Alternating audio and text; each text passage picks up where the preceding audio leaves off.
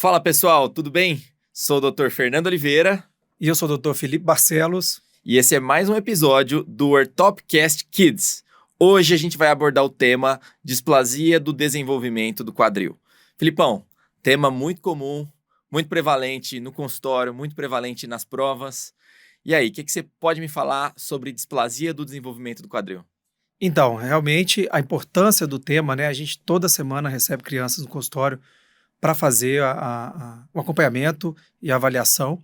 Acho que a grande questão, a gente precisa pensar quando fazer o screening, né? Quando pensar em procurar algum problema no quadril.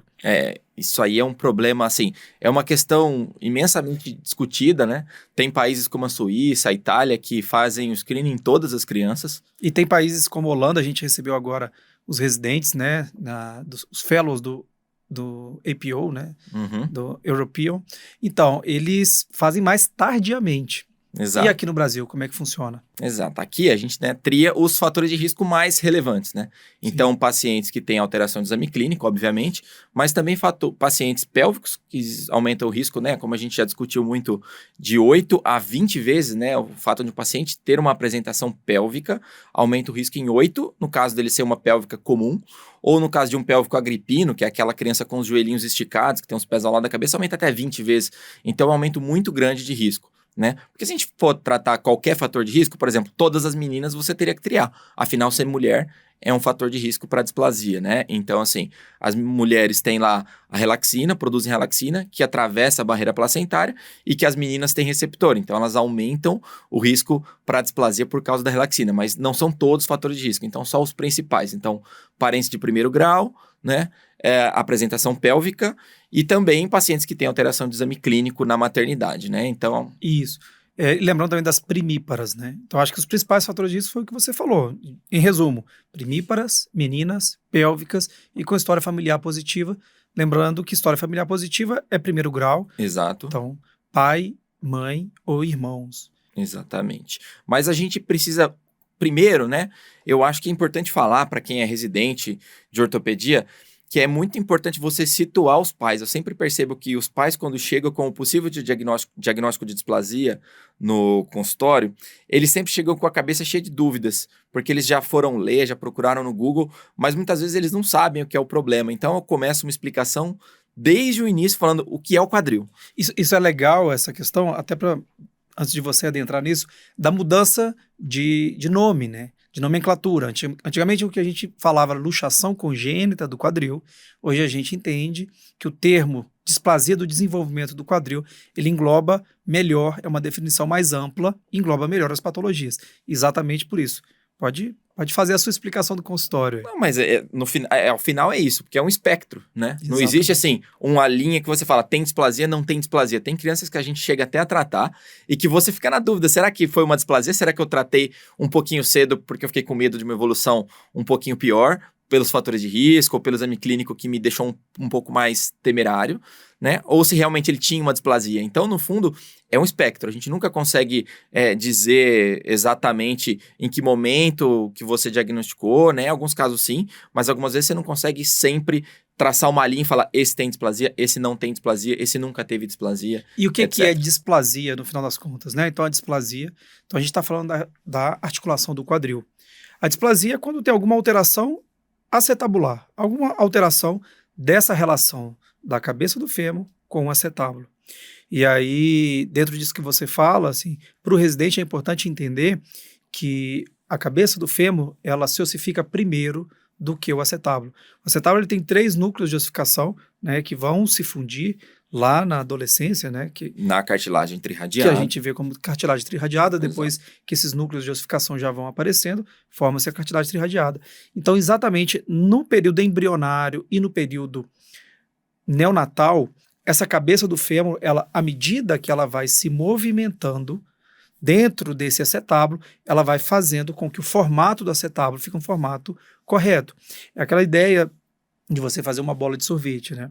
Aqui é o contrário do PERTS, né? No PERTS a gente pensa que a cabeça do fêmur que é o problema. Aqui, o acetábulo que é mais amolecido, vamos dizer assim. Então, a cabeça do fêmur, por ser mais dura, à medida que ela vai se movimentando, e isso é importante para a gente entender os tratamentos também. Daqui a pouco a gente chega lá. Mas ainda pensando na fisiopatologia, essa compreensão você entende, né, melhor como que funciona essa displasia.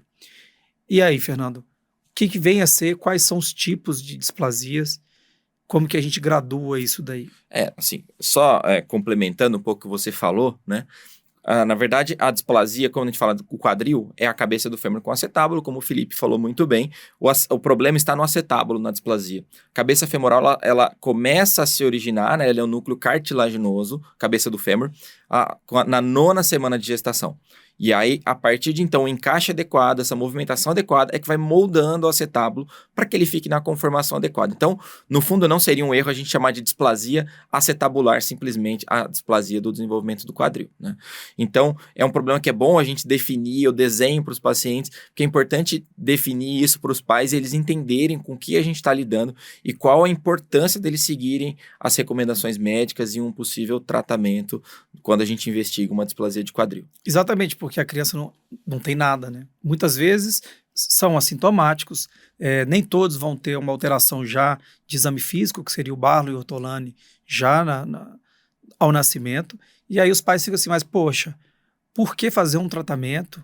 Por que fazer um ultrassom? Qual o objetivo disso? Então, entendendo essa importância que os fatores de risco, como a gente falou, tendo, além desses 4 principais, qualquer relação de conteúdo-continente. Então, sempre que o conteúdo, ou seja, o bebê, a quantidade de amnion, tiver com uma alteração, ou seja, gemelares, tudo que diminua o espaço para esse bebê, tudo que diminua a movimentação desse fêmur dentro do período embrionário, passam a ser fatores de risco. O feto macrossômico. Macrossômico. Né? Então, até o fato da primiparidade é isso, né? Exato. É um útero que nunca se dilatou. Então, a criança, teoricamente, cresce com menos espaço. É uma relação conteúdo-continente, né? Então, esses 4 principais e todos os outros que desequilibram isso, como o Fernando falou, macrossomia. Então, um bebê de uma mãe com diabetes gestacional, a gente tem que ficar de olho nisso.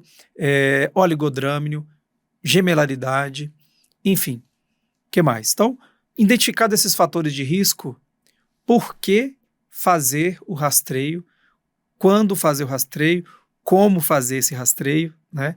Essas são as questões, a gente já abordou um pouco essa diferença do que é feito em alguns países, enquanto alguns países fazem um rastreio para todo mundo, outros fazem esse rastreio mais tardio, mas uma questão muito frequente em prova, dentro disso que a gente falou, da questão da causa, tem a questão embrionária, lembrando para o residente, qual é a origem, né? Tem uma questão do taro, assim, não tem, Fernando? Exatamente. Como é que é a questão e qual é o gabarito, só para a gente já ir colocando essa conversa dentro do ambiente mais para o residente também estar se organizando.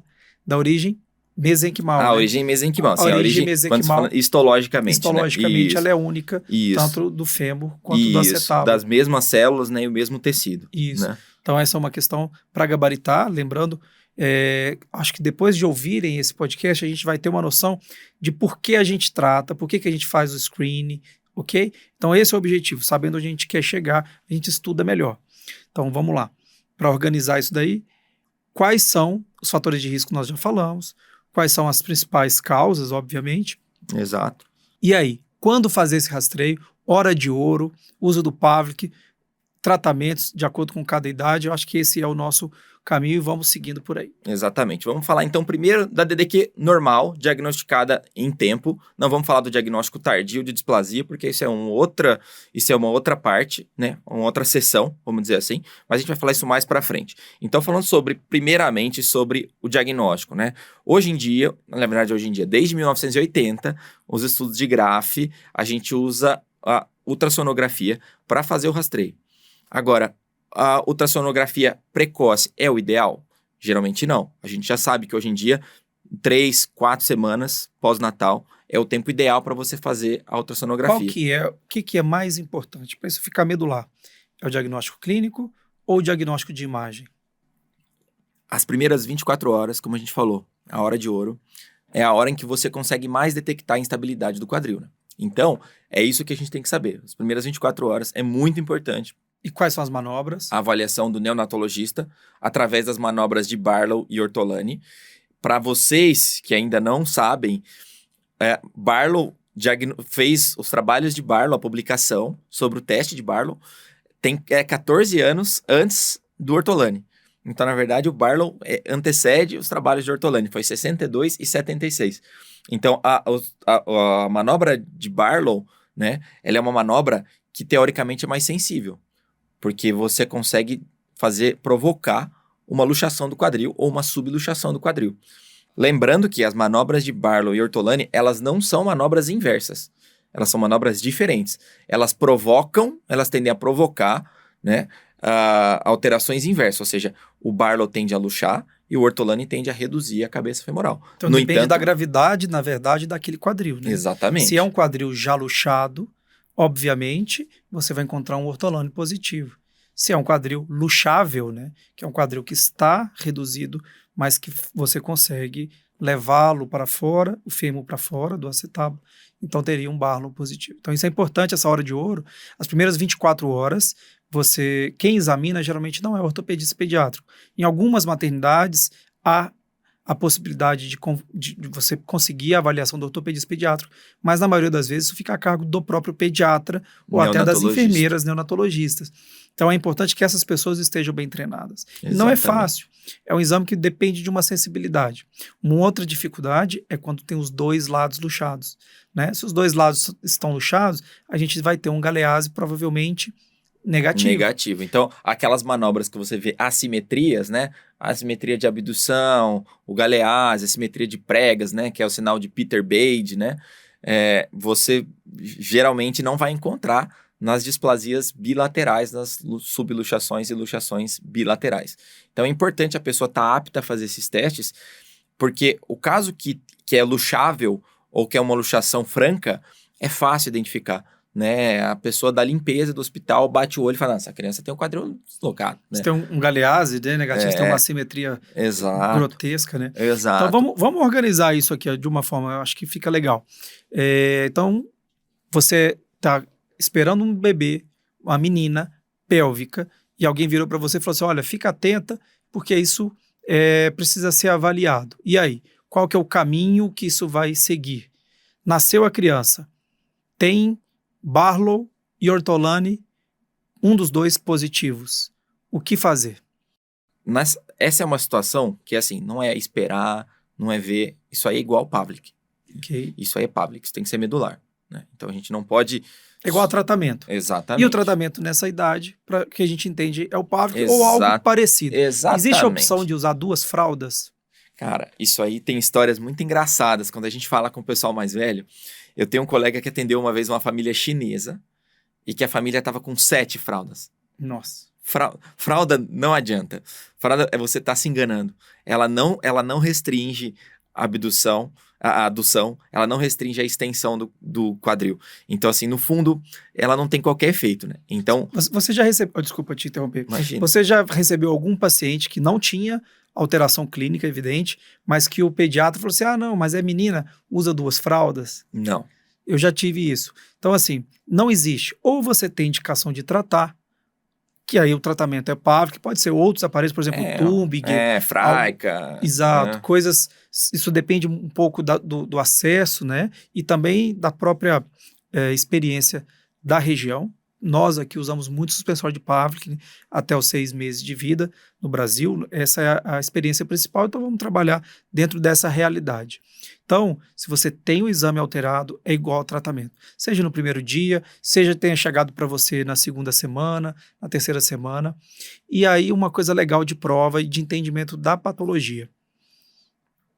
Essa criança, mesmo não tratada, esses exames eles normalizam ou não normalizam? Pois é, a questão é isso, não é que ele normaliza, né? Ele vira um falso negativo.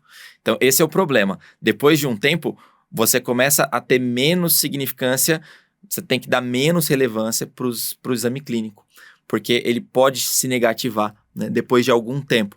Em geral, 2 semanas, 3 semanas, já pode negativar o exame clínico. Então, aí começa a se dar mais importância e mais relevância para o exame ultrassonográfico. Se eu não me engano, acho que tem uma questão que fala que em 2 meses o Barlow ele negativa, mesmo caso não seja feito o tratamento. E é importante, então, vamos voltar. Então, se essa criança nasceu, uma menina pélvica, ou um menino pélvico com história familiar positiva, que aí você decidiu por fazer o rastreio. tá? Essa criança tem Barlow e Ortolani negativo. Você faz ultrassom no berçário para todo mundo, você já falou que não é a experiência que nós temos no Brasil, né? E aí, qual é o melhor momento e como que funciona esse ultrassom? Qual é o método? Vamos evoluir um pouquinho sobre isso. Vai lá, Fernando. No fundo, assim, a gente tem que sempre pensar, quando a gente vai fazer o screening, que tem momentos de fazer o screening. Às vezes a gente vai tratar a nossa ansiedade, a ansiedade dos pais e pedir esse exame muito precocemente. E no fundo, você vai gerar um monte de dúvida ainda mais na sua cabeça. Então não façam isso. Isso é uma questão de sensibilidade e especificidade do teste, né? Sempre que você faz um screening, todo screening você quer o quê? Você quer pegar um exame que seja altamente sensível, mas exames a gente sabe que quanto mais sensíveis, menos específicos. Esse é o caso do ultrassom do método de Pavlik. Desculpa, método de Graf. Então, o problema de você fazer um rastreio precoce para todo mundo, como alguns países falam, então vamos fazer ultrassom para todo mundo. Primeiro que fazer o exame não é fácil. Mesmo aqui em São Paulo, dentro da nossa realidade de Einstein, a gente tem dificuldade de colegas treinados e habituados a fazer esse exame. Tem boas pessoas em São Paulo que fazem, e imagino que no interior e no Brasil seja ainda mais difícil encontrar pessoas habilitadas e treinadas para esse exame. Então, se é um exame que ele é muito sensível, então ele tem um alto número de falsos positivos. Então você... então vamos usar Pavlik para todo mundo. O suspensório, apesar de ser um método com 97% a 99% de bons resultados, de acordo com os estudos, existem problemas que podem vir com o uso do Pavlik. Então a gente não quer também fazer um overtreatment, a gente não quer tratar além do necessário. Então, esse detalhe do momento é muito importante. É importantíssimo. Então, assim, você pedir esse exame muito precoce, você vai gerar um monte de problema para você. Você vai ter que administrar e provavelmente ter que repetir esse exame depois. Isso que você falou de ter especialista treinado, isso é uma coisa que, para quem é ortopedista pediátrico, a gente olha a imagem de ultrassom. Durante a residência de ortopedia, você é treinado a não olhar a imagem de ultrassom. Você fala assim, é o examinador dependente, eu não sei muito bem o que ele viu. O ultrassom de quadril é um exame que você tem que olhar e ver algumas situações, você tem que ver algumas imagens que te dão uma certa segurança sobre se aquele exame foi ou não foi bem feito. Aqui, como a gente manda muitas vezes para as mesmas pessoas fazerem o exame, a gente fica um pouco mais tranquilo, mas em geral, você vê alguém que você não conhece o exame, é bom você olhar as imagens e ver se aquele exame foi bem executado, se ele deu todos os parâmetros que você queria avaliar. Legal. Então me fala aí, quais são os parâmetros da imagem do ultrassom que me diz que esse ultrassom está bem feito? A gente tem que olhar no exame de ultrassom alguns parâmetros, primeiro, que vão permitir a gente medir os ângulos alfa e beta, conforme a descrição lá de Graf, né? Mas a gente tem que ver aquela qualidade, a gente tem que ver na mesma imagem, no mesmo print. A gente tem que ver o ilíaco. No mesmo plano, né? Exatamente. Então, no mesmo plano, a gente tem que ver o ilíaco, né, a borda lateral do ilíaco, que vamos dizer, para quem lembra daquele raio-x, a imagem do raio-x seria aquela linha de Perkins, né? Então a linha de Perkins é aquela borda lateral do ilíaco, que é o que a gente vai ver, e que ela é a linha de base para traçar os ângulos, né, no caso do Graf. Você vai ter que ver o ilíaco bem vertical, né? Exatamente, o ilíaco bem vertical. Você vai ver o teto ósseo. E por que a gente fala teto ósseo? Porque o teto ósseo, ele vai até a cartilagem trirradiada. Você não vê o teto inteiro do acetábulo como no adulto. Então, você vai ver aquele teto ósseo. E a pontinha lá do teto ósseo, a parte mais inferior, você vai ter um ponto a partir do qual você também vai usar para traçar o ângulo alfa. Então, você tem que ver todo o teto ósseo do acetábulo. Trocânter maior. Você tem que ver o trocânter maior, né? Você tem que ver o lábio acetabular, né? E você tem que ver também aquele triângulozinho que você vai usar para traçar o ângulo beta. Certo, Felipe? Certo. Então, você tem que... Todos esses dados, né? O ilíaco vertical, tem que ter o teto ósseo e cartilaginoso, né? A gente vai ver isso, como você mesmo falou, o trocânter maior, a transição fisária proximal do fêmur, né? E os planos musculares. Então, ali a gente consegue ver glúteo mínimo, glúteo médio, glúteo máximo. Então, essa imagem, ela precisa estar no mesmo plano. A gente não consegue traçar as linhas de alfa e beta se a gente não tiver tudo isso. Então, isso é muito importante e é muito difícil de conseguir.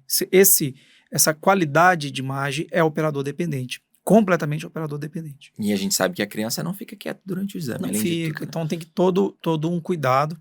E é importante você ter um ultrassonografista de confiança para poder fazer essas imagens. E aí a gente vem agora, então, já que não é para todo mundo, a gente não faz de rotina, esse ultrassom não é a nossa prática, e isso baseado em estudos, óbvio. Qual é o melhor momento de fazer? Você já falou 3, 4 O semanas. que você usa no consultório, Felipe? Então, se o exame é normal, havendo os fatores de risco, pelo menos 2 fatores de risco, eu faço o ultrassom, em média, na 4ª ou na 6ª semana. Tem um estudo que o próprio Graf fez, contabilizando na 6ª semana a diferença entre, dentro do alfa, de 50 a 60 graus, os que estão entre 50 e 55 e os que estão entre 55 e 60.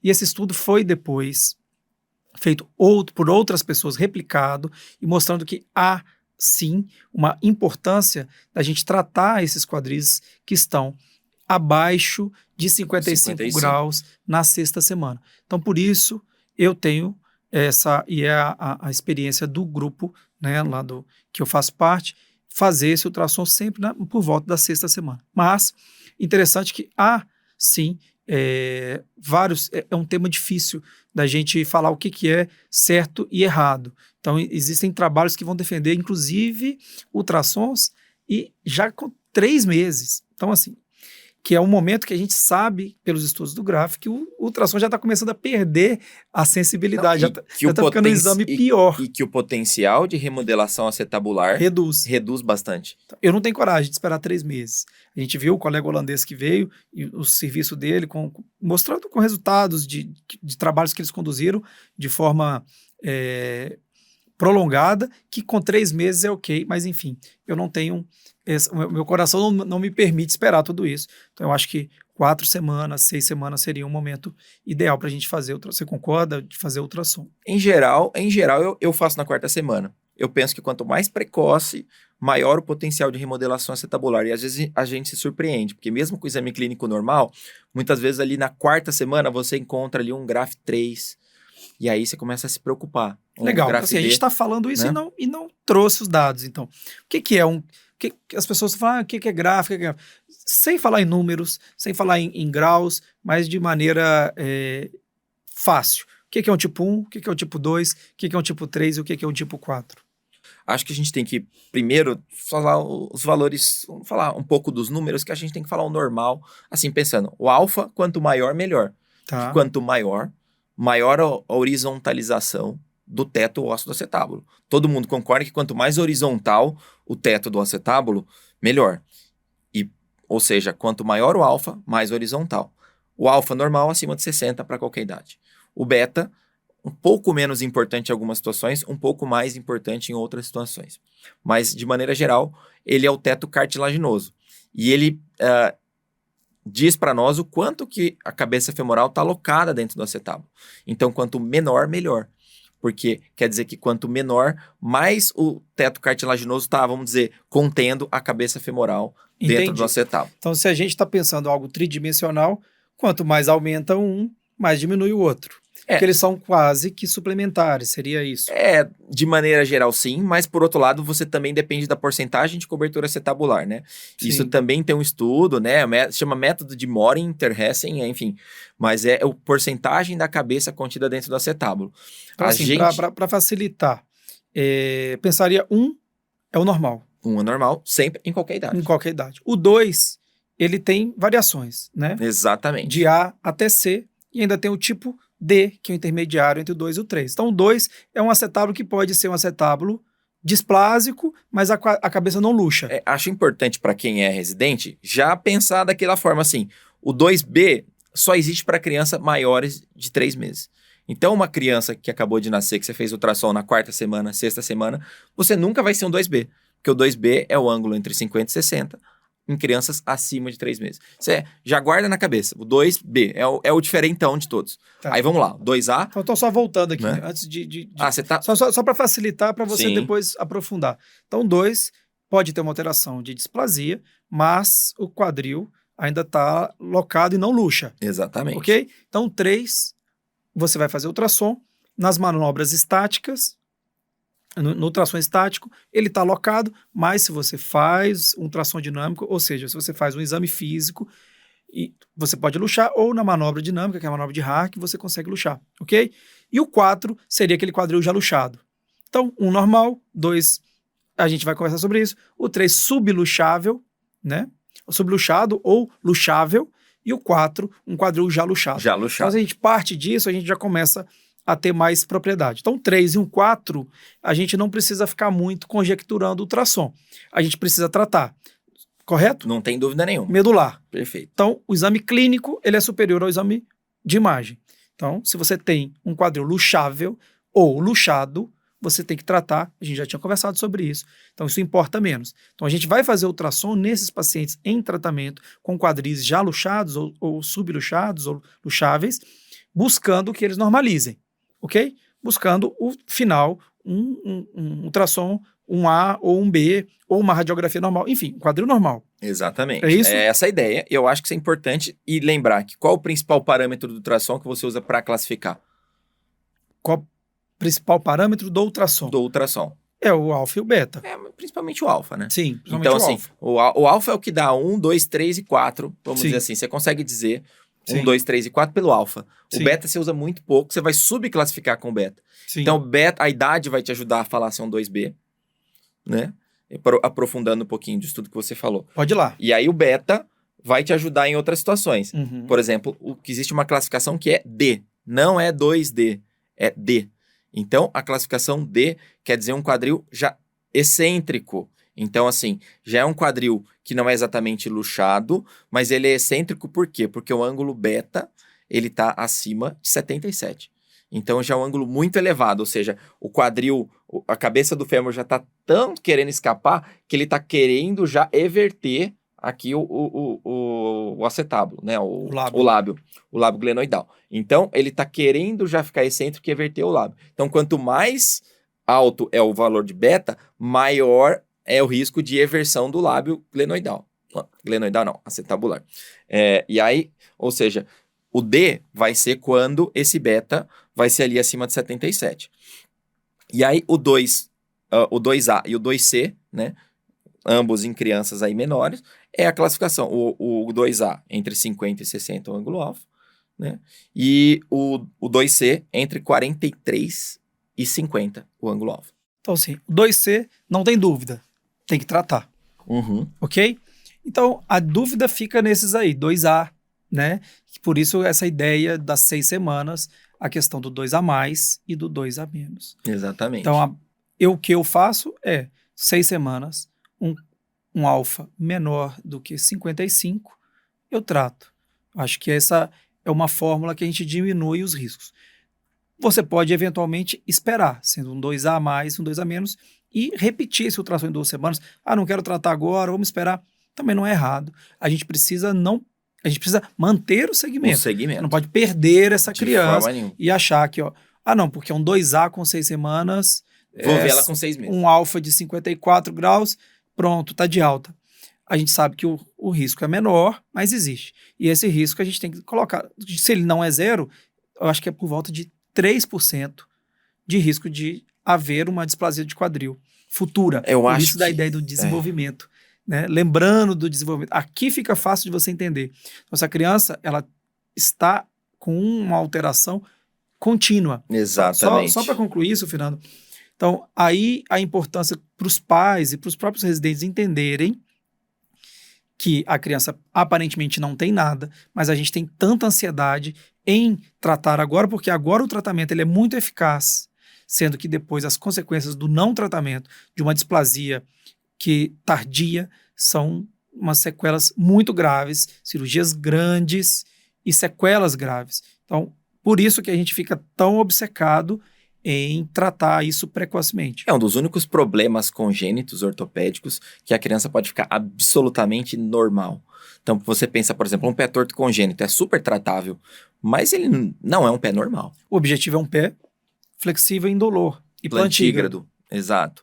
Mas é um pé que, olhando ali, principalmente se é unilateral, é diferente o pé, a perna é diferente. Agora, a displasia não. A displasia você trata e fica 100% Pode ficar. normal. Pode ficar. Né? Na grande maioria das vezes fica. Então, tem esse potencial. E aí? Beleza. Para a gente poder avançar, porque tem muita coisa para a gente conversar e ficar dentro do foco do podcast, que é ser algo mais leve, né? Quanto tempo de Pavlik, quando retirar o Pavlik, quando que a radiografia passa a ser importante. Faz desmame, não faz desmame, né? De quanto em quanto tempo repete a ultrassonografia, porque aí, assim, você estuda muita coisa. Quando você se forma ortopedista pediátrico, cara, você sai na vida e você fala assim, sou eu e a vida agora. Ninguém nunca me, assim, eu já vi o quanto que os chefes fazem, como eles fazem, mas e aí? Você faz o rastreio sempre? Porque você tem a sua ansiedade, você tem a ansiedade dos pais. Sim. E eu acho que é super válido dividir. E às vezes a nossa ansiedade é maior que a dos pais, sem dúvida. Quando os pais somem, assim, você fala, meu Deus, cadê aquele paciente? Eu tô esperando que eu operei ou que eu pedi ultrassom. E os pais estão muito mais tranquilos que você. Muito mais tranquilos, porque a gente já viu tanta coisa ruim, tantos problemas acontecerem do não cuidado, que a gente fica realmente preocupado, querendo notícias, né? Aí sai na vida, você tem tamanho de Pavlik. Exato. Qual que é o Pavlik? Cada empresa é um tamanho, é uma loucura. Mas faz enfim. sob medida, compra de alguma empresa específica. Exato. Quanto tempo usar? Vamos lá. O que você me diz dessas questões? É o seguinte, o tempo de Pavlik a gente tende a usar um mínimo de 8 semanas, né? Como os estudos sugerem. Eu costumo repetir o ultrassom, depende muito do grau que eu estou tratando. Graus 3 e 4, repete ultrassom semanal, pelo menos a primeira, segunda semana. Eu costumo repetir esse ultrassom com o Pavlik. Pelo menos até virar um 2, né? Pelo menos até virar um 2. Acho válido e acho que é importante ter esse cuidado, porque você pode colocar o Pavlik e o quadril não ficar concêntrico. Então é muito importante fazer nos tipos 3 e 4 de Graf, a gente fazer esse ultrassom semanalmente. Acho que mais do que o ultrassom é fazer a avaliação, né? E a avaliação clínica. O ultrassom é importante, né? Mas eu acho que até esse quadril estar estável nesses tipos 3 e 4, eu concordo com você da avaliação semanal. Eu disse ultrassom porque eu acho que você faz ultrassom e reavalia o paciente. Faz ultrassom, reavalia o paciente. Você nunca faz ultrassom e manda recado. Sim. E quando é um 4, é legal você fazer um ultrassom logo após a colocação do Pavlik para ter certeza. E aí? Mas o Pavlik, como que é a redução? Você reduz e põe um Pavlik como faz um gesso? Cara, essa é a ideia? Aí que tá, né? A ideia do residente é sempre essa, né? Assim, você vai reduzir o quadril. Meu Deus, e como é que eu sei se o quadril tá reduzido? Na verdade, assim, é um quadril que no começo, você tá tratando num tempo adequado, é um quadril que você vai conseguir na abdução adequada, pela gravidade e flexionando pelo menos a 90 graus, você vai conseguir provavelmente locar aquele quadril. Então a ideia é que tem o arco de segurança de Ramsay, que é aquele arco que a gente pressupõe que não vai ter grandes riscos para o paciente, principalmente falando sobre a abdução, que leva a um risco de necrose, no caso de uma hiperabdução, que você força a abdução. Então, pensar que você não pode forçar a abdução. Se você estiver precisando forçar a abdução para conseguir redução do quadril, já está errado. Já o ideal não é você tratar com o Pavlik. Então, você flexiona o quadril, você testa a estabilidade, você faz a abdução pela gravidade e coloca o suspensório de Pavlik. Lembrando que a tira anterior controla a flexão, a tira posterior controla a abdução. Então, você nunca faz uma hiperabdução. A ideia não é posicionar, a ideia é restringir a adução e restringir a extensão. A ideia não é promover, até porque ele é um método de estabilidade dinâmica. Só corrigindo, você falou certo da segunda vez, a primeira você usou a palavra abdução. A tira posterior, ela controla a adução. A abdução, ela é gravitacional, mas é isso. A ideia é essa. E aí tem, inclusive, uma questão falando da abdução com risco da lesão fisária do fêmur. Exato. Então, uma abdução exagerada, ela pode lesar a fise proximal do fêmur. E a flexão exagerada, Felipe? O que pode causar, já que é questão aí que cai direto? E a gente vê na prática, né? Então, assim, a tira anterior, ela controla a extensão do quadril, ok? Então, essa extensão fica ali 90, 100, 110 graus. Uma hiperflexão, acima desses 110 graus, pode levar uma lesão do nervo femoral, uma neuropraxia do nervo femoral. Então, se você vai orientar a mãe, olha só, essa perninha parou de mexer, está mexendo menos, você volta, pode ser uma praxia. Quando tem uma praxia, o que você faz? Tira o Pavlik, deixa 1, 2 dias sem o Pavlik, geralmente já começa a melhorar. Então, é algo transitório. Uma outra complicação possível do Pavlik, por isso que a gente não trata todo mundo. Primeiro porque é difícil, né, você ficar com esse suspensório de Pavlik. Então, uma hiperflexão pode levar também a uma luxação inferior. inferior. Exato. Né? Então, não é algo inócuo, né? Uhum. E aí, quanto tempo de pavor? Você falou que é 8 semanas no mínimo. Já que você falou de riscos, uma coisa importante a falar para os pais é que, às vezes, alguns marcos precoces do desenvolvimento, eles podem sofrer algum atraso pelo uso do Pavlik. Os pais ficam muito ansiosos. Isso não Muito traz nenhum ansiosos. problema para o desenvolvimento final da criança. Isso é legal Não falar. traz problema para a criança andar, para os marcos mais tardios. Mas para os marcos mais precoces, para sentar, firmar o pescoço, aquela ideia do tummy time lá, que a criança ficar em decúbito ventral, que ela não consegue ficar, não pode ficar quando ela está tratando uma displasia, atrasa alguns marcos do desenvolvimento da criança. É importante falar para os pais desde o começo. É importante que eles saibam que o tratamento tem ali os seus riscos, e esse é um risco também que tem no tratamento, e por isso, voltando de novo ao que o Felipe falou, a gente não pode tratar todo mundo também por esse motivo. Sim. Né? E aí, e acalmar o coração, que aquilo ali é o melhor que você está fazendo pelo seu filho. Eu acho que isso é importante. Quando você compreende que você está fazendo o melhor, você não transmite insegurança para a criança. Duas coisas que eu falo para os pais. Primeiro, em qualquer lugar do mundo, o tratamento é muito semelhante, se não idêntico, muito semelhante. Segundo, é o que eu faria pelo meu filho. Sim. Então, assim, não tem doutor, você acha, eu acho, assim, nesse momento, eu acredito que seja o melhor para ele tratar. E a gente vai controlando, você fica próximo do paciente, geralmente vai muito bem. Então, eu falei realmente 8 semanas de tratamento. Quantas horas por dia? Então, no começo, eu deixo integral. Principalmente para os 3 e 4, né? Exatamente. Os quadris mais graves, eu acho que enquanto eles não estão estáveis, né? Enquanto não viram 2, você não... É difícil você deixar ficar retirando em casa, né? Dá um receio. Mas existem guidelines, né? Que falam em usar 23 horas por dia. Não é errado. Exatamente. Né? Para os tipos 2, eu uso 23 horas por dia, baseado nesses guidelines. Então, acho que a questão maior as dúvidas sempre estão nesses borderlines mesmo. Né? Exatamente. O que é muito grave, eu acho que todo mundo faz igual. Exatamente. Esses casos você fica sempre na dúvida, né? No começo, eu costumo liberar, assim, o banho algumas vezes na semana. Assim, dar um banho 2, 3 vezes na semana. Compartilhe o contato de mães que já passaram por isso e que dão dicas do usar um borrifador, né? Fazer isso, aquilo para facilitar. Outra coisa, a gente tem outros métodos de tratamento, tipo tubing, órtese de Freyka, mas o Pavlik permite você trocar a fralda do paciente sem tirar o Pavlik. O tubing já não dá. O Freyka já não dá.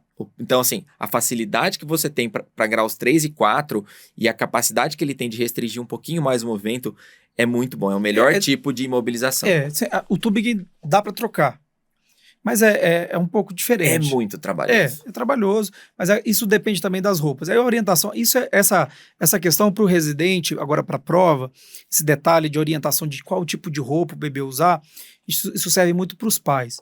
Vamos voltar um pouquinho na questão do residente, mas isso realmente é uma dificuldade. A gente tem, inclusive, algumas empresas que produzem roupas específicas para quem está fazendo o tratamento, e isso é muito legal, porque ajuda bastante. Esses detalhes, né, que a gente tem prático do dia a dia. Agora, voltando um pouco para o residente que vai fazer a prova do TEOT, então tá bom. Então a gente já discutiu sobre todos os fatores de risco. Não, todos não, faltou um, que é o posicionamento do enfaixamento do bebê, né? Acho que isso é uma coisa que a gente esqueceu de falar, do enfaixamento tipo índio-americano. Então, na verdade... extensão, é legal lembrar disso. É legal lembrar. Isso eles chamam em inglês de swaddling, né? Porque existe aquele cueiro de embalar a criança que chama swaddler. Então, isso eles têm... Chama-se, né? A gente tem usado até no Brasil esse termo swaddling. Então, se vocês virem esse termo... Desculpa. SW, né? Swaddler ou swaddling. É esse hábito de manter a criança com as perninhas enfaixadas. Vou compartilhar meu ponto de vista, tá? Isso é considerado um fator de risco, mas para mim isso não é um fator de risco. É uma criança que já tem a displasia e que você não vai tratar ou você vai piorar a displasia dela. Mas enfim, vamos considerar isso. Eu acho que não é só que já tem. Você pode desenvolver uma displasia pelo uso do enfaixamento. Para graus... Deixando esse quadril em extensão. Para um quadril que, vamos dizer assim, aquele quadril que se você bobear, ele pode virar displásico. Porque o importante é você pensar que o bebê ele tem a posição anatômica com quadril em rotação externa e abdução e flexão. Então, essa é a posição anatômica e essa é a posição do Pavlik, essa é a posição do gesso que a gente vai fazer depois. E é o próximo passo a gente pensar o seguinte, o ultrassom, ele tem uma ótima ultrassom método de Graf, ele tem uma ótima aplicação até uma idade em que os núcleos epifisários ainda não apareceram. Porque é ultrassom. E ultrassom, obviamente, se ele tem um anteparo ósseo, ele já começa a perder Faz uma sombra acústica. Faz uma sombra acústica. Então, a partir de qual idade, aí uma questão de prova frequente. A partir de qual idade que a radiografia começa a ser utilizada? As questões vão falar 4 meses. 4 meses. Lembrando que a displasia pode atrasar um pouco. Então, de 4 a 6 meses é uma idade ok. Né? Quando que os núcleos epifisários começam a aparecer numa criança normal? Também é questão de prova.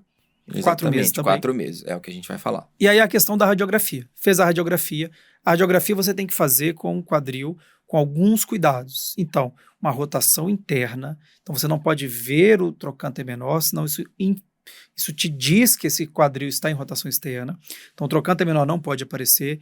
E a abdução e a adução neutra. Então, esse quadril ele tem que estar neutro em relação à abdução e adução e com leve rotação interna. Tá bom? Só que aí você vai também fazer a incidência de RAM, né? É muito legal e importante. Exatamente. Então, a incidência de RAM, inclusive nela, é que a gente recomenda calcular o índice acetabular. Isso é uma orientação que o Dr. Santilli, que é da Santa Casa de São Paulo, estudioso de displasia do quadril, ele fala sempre. E você já pensou por que, ele já te explicou por que essa ideia de fazer no RAM? Nunca ouvi a explicação. Exatamente porque você consegue colocar a bacia mais garantidamente em AP. Então você tem realmente o Hülgenheim mais horizontalizado. Você vai ver o acetábulo de frente. Exato. Essa é a questão. Porque isso é uma questão mais off-label, mas é legal a dica. É bem legal. Exato, é uma dica legal. E aí você vai traçar aquelas linhas de Perkins e Hülgenheim. Começando por Hülgenheim. Começando por Hülgenheim, né? Exatamente. Só porque você pode cair na prova de habilidade. Exatamente. Vai cair. Caiu para mim, isso sempre cai. É uma estação. Você vai usar o Hülgenheim traçando a linha que conecta as cartilagens trirradiadas. Lembrando a parte mais superior ali da cartilagem trirradiada. E aí, em 90 graus com essa linha, aquela linha que passa pela borda lateral do ilíaco, né? Que é a linha de Perkins. Essas linhas, elas dividem o acetábulo em quadrantes, né? Quadrantes de Ombredane.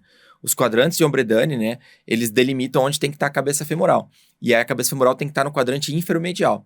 Então, com isso, a gente tem uma certa garantia. Esse é o nosso objetivo, de que não há a displasia. A gente tem outros parâmetros, né, como o arco de Shenton, né, Shenton-Menar. Linha de Maynard-Shenton.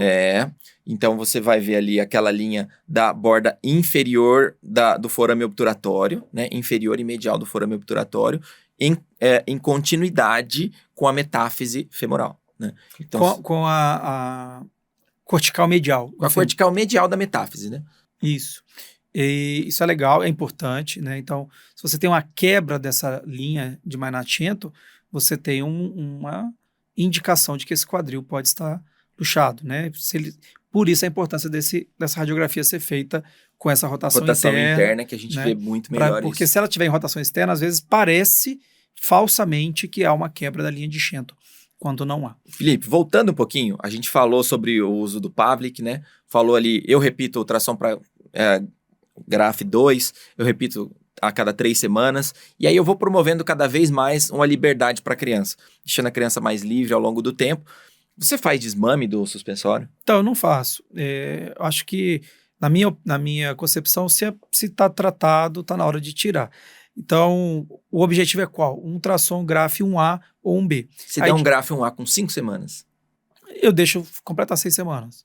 E aí, no mínimo de Pavlik que eu uso, mínimo, se tiver ultrassom, 2 ultrassons normais, eu já até retiro com 6 semanas. 2 ultrassons normais seguidos. Algumas pessoas que você vai ver nos guidelines, essa questão dos 23 horas e 24 horas, fazer ou não fazer desmame, acaba sendo o nível D de evidência, porque é de consenso de especialista. Exato. Então isso volta naquela questão do que não há o certo e o errado, mas aí já parte para uma questão mais difícil da gente falar em robustez de artigo, porque não tem como você fazer um duplo cego randomizado. Exatamente, você não tem como fazer isso. E aí eu vou te falar a situação contrária. Você tem uma paciente ali que está com 12 semanas de Pavlik e está com ali um ultrassom de um 2A. 12 semanas de Pavlik, já com quantos meses? Vamos dizer que ela está quase com 3 meses. você começou a tratar muito cedo. Então, vai continuar usando as 23 horas. Acho que essa mensagem é importante. Não tem um tempo não máximo. Tem um tempo máximo. A ideia é tratar até ficar um A ou um B, pelo menos. Um B é normal. Né? Lembrando que um B é normal. Beleza. Acho que a gente pegou bem essa questão do Pavlik. Inclusive, o residente tem na cabeça que o Pavlik só pode ser usado até 6 meses. Não é bem verdade.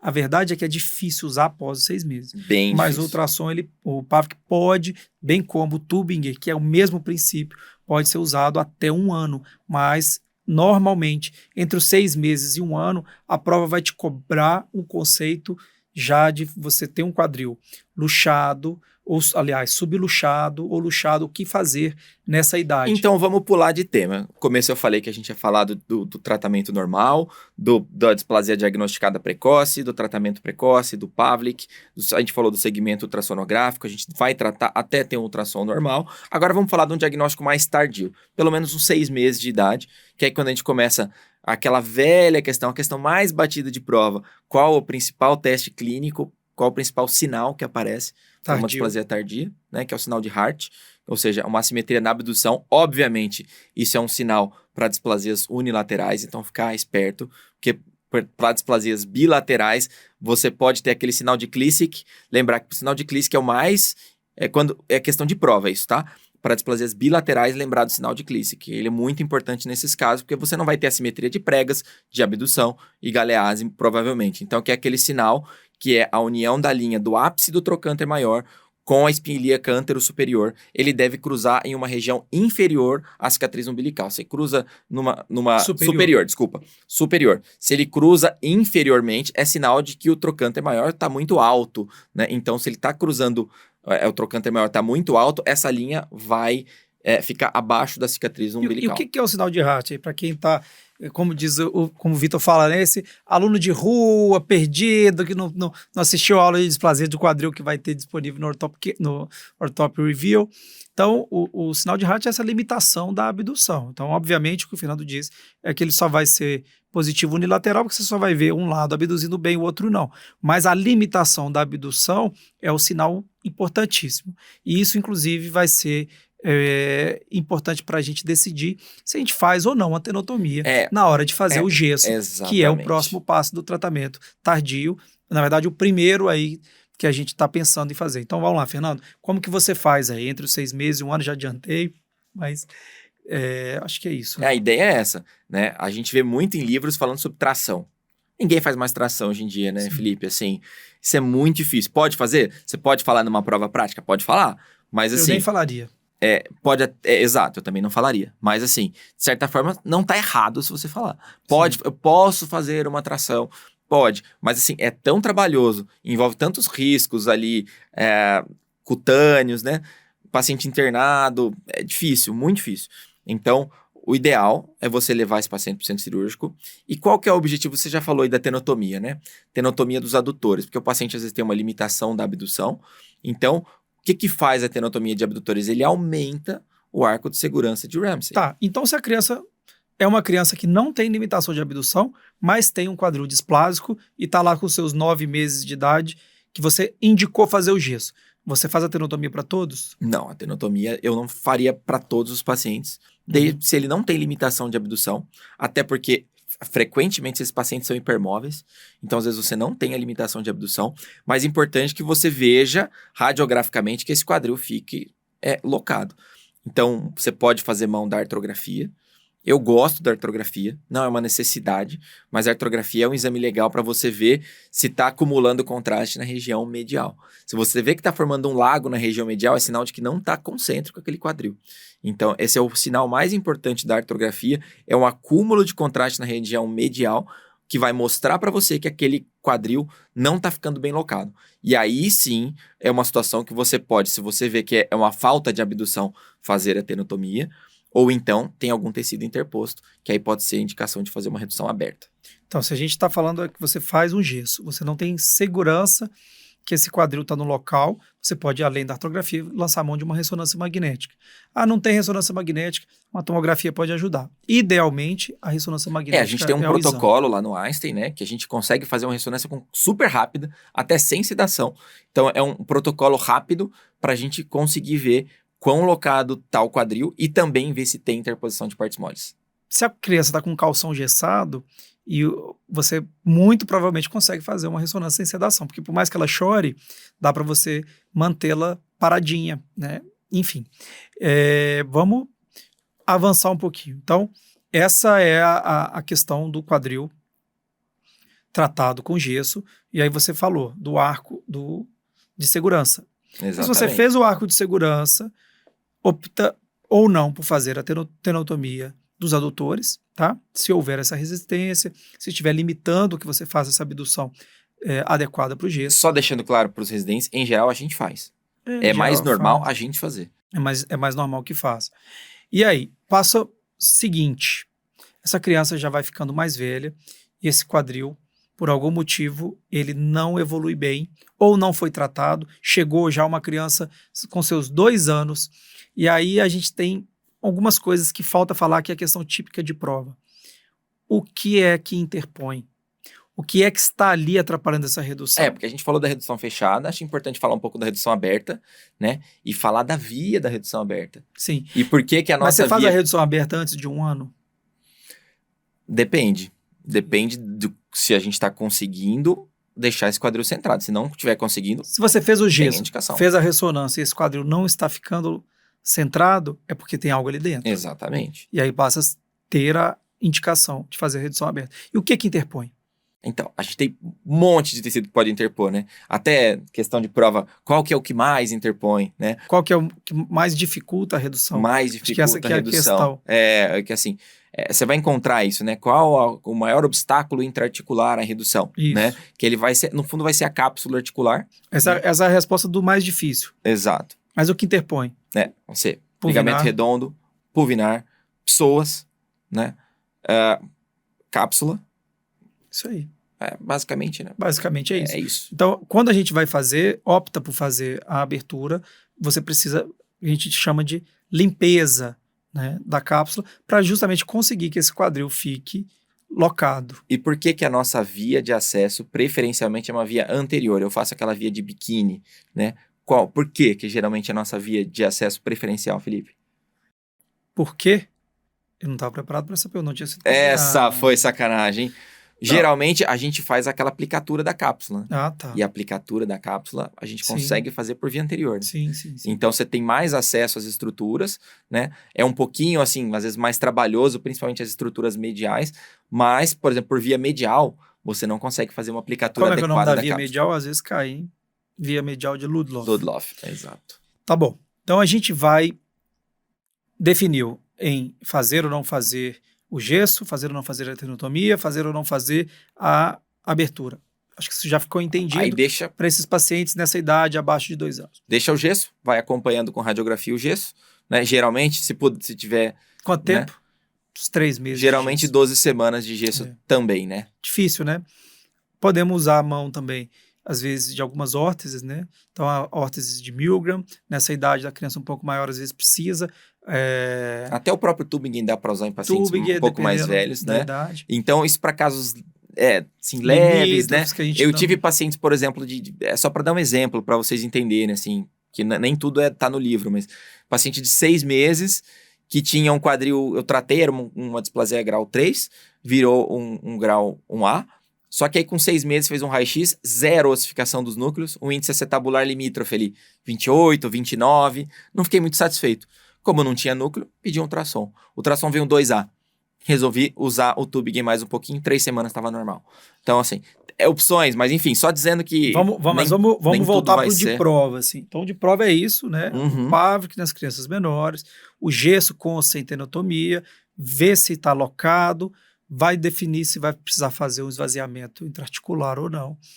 E aí, qual é a descobertura do acetábulo?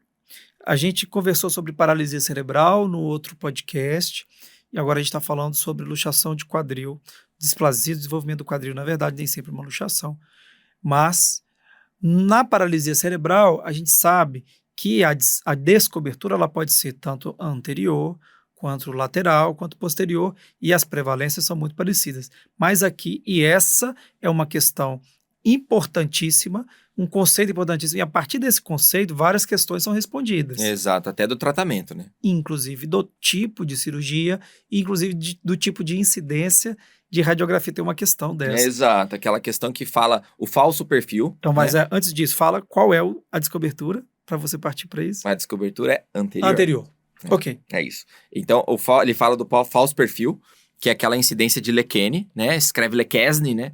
Então, incidência de Lequene, que é aquela incidência para que o paciente fica em 65 graus ali com o filme, com o pé rodado externamente 25 graus, e a gente consegue ver bem aquela borda anterior do acetábulo em relação à cabeça femoral. Então, você tem uma noção da descobertura anterior.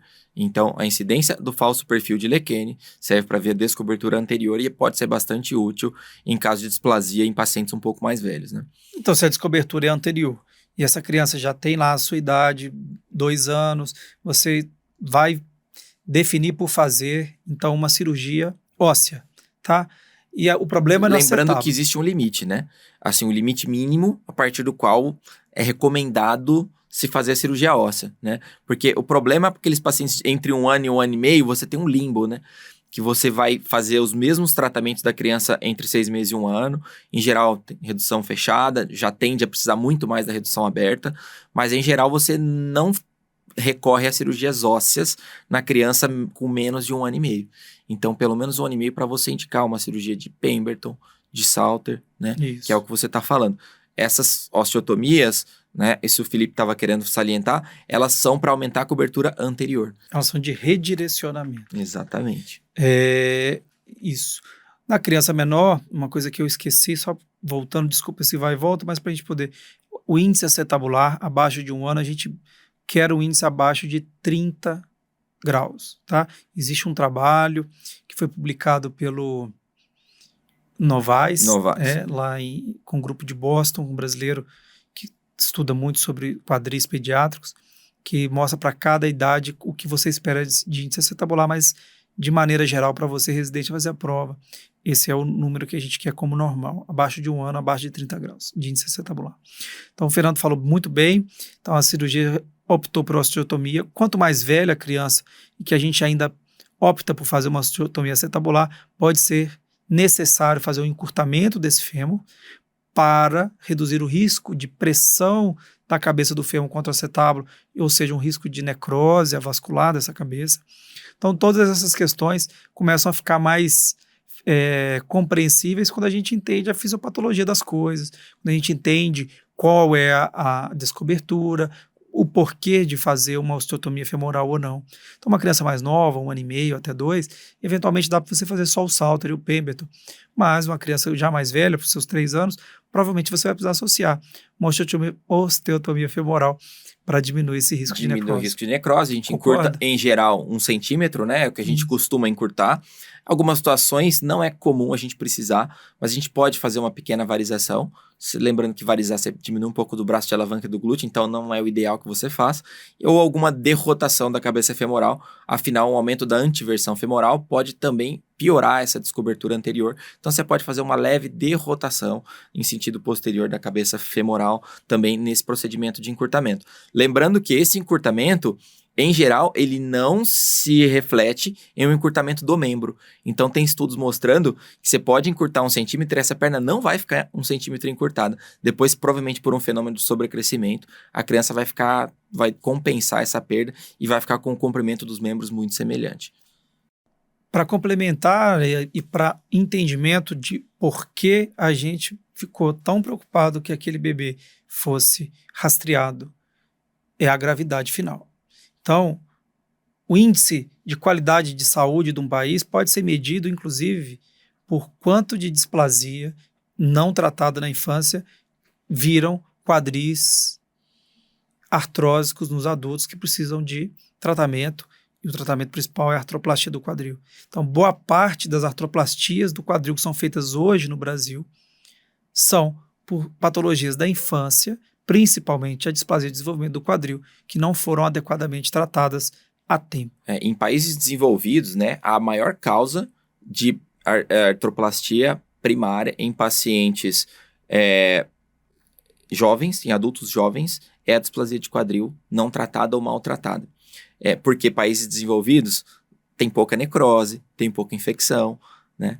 Agora, eles têm a principal causa em países desenvolvidos de artroplastia é a displasia de quadril não tratada ou maltratada. É bem importante a gente saber disso. Faltou alguma coisa? Faltou algum tema? Eu acho que assim, a gente parou aí por volta dos 3 anos, mas é lógico que a criança continua crescendo, continua tendo problemas. A gente pode, quando que a trirradiada, até por volta dos 8 anos, os núcleos de ossificação do acetábulo, eles ainda não se fundiram, então você ainda tem uma plasticidade, ainda dá para pensar em algumas cirurgias de redirecionamento. Sim. Depois a gente já começa a lançar mão de outras cirurgias, De né? reorientação. De reorientação, de salvamento. Exato. Então isso vocês precisam estudar, né? E vocês vão ver lá várias formas. Eu acho que se a gente ficar aqui falando de osteotomia de Gans, de Tones,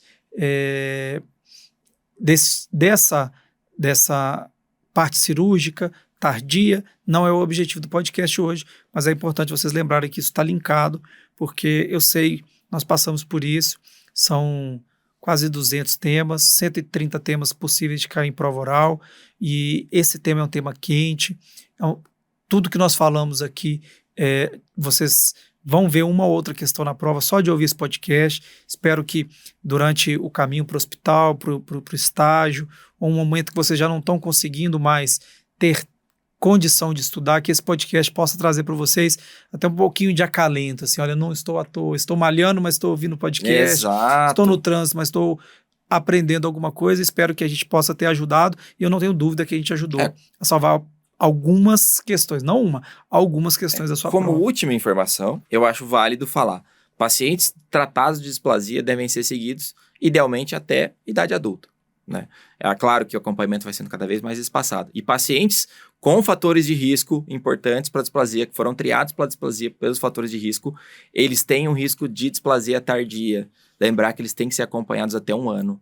Então, não pode fazer aquele primeiro ultrassom, 1A, tchau. Não, segue até 1 ano. Isso eu acho que pode ser questão de prova. Então, para pacientes com fatores de risco, né, mais relevantes, parentes de primeiro grau, primogênitos, pélvicos, é importante lembrar que se você triou, você tem que acompanhar até 1 ano esse paciente para poder dar alta, porque ele tem um risco de displasia tardia. Foi uma alavanche de estudos, aí 2016, 17, 18, saíram vários estudos mostrando que existe esse risco. Então, faço das palavras do Felipe as minhas, espero ter ajudado. Felipe hoje conduziu bem aqui o podcast, foi bem, Felipe, foi muito bem. Acho que eu não foi conduzi, bom. não, quem conduziu foi você. Não, foi muito bem. Foi muito bom a conversa, foi muito bom a gente definir parâmetros aqui para os residentes, compartilhar um pouco da nossa experiência também, né? Mas tudo que acho que está na prova, eu acho que a gente conseguiu falar aqui e acho que foi muito válido. Obrigado pela atenção de vocês. A gente se vê logo menos em um próximo tema. Tchau, tchau, abraço.